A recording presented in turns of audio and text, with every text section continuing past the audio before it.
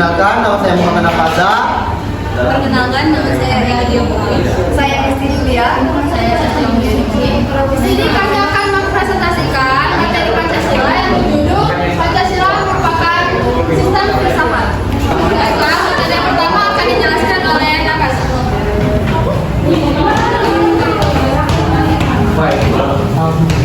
Sistem filsafat apa itu sistem filsafat?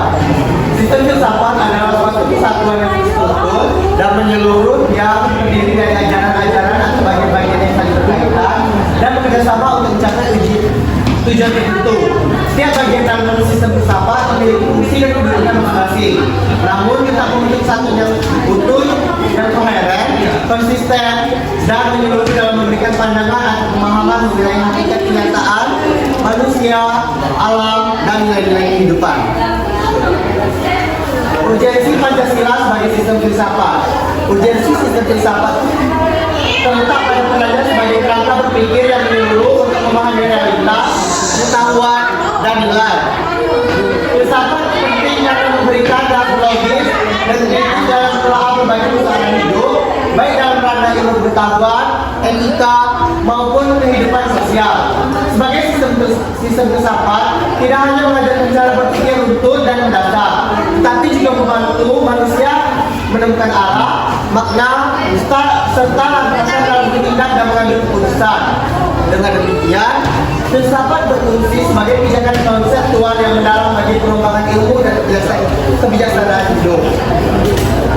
Baik, materi yang kedua akan disampaikan oleh Egi.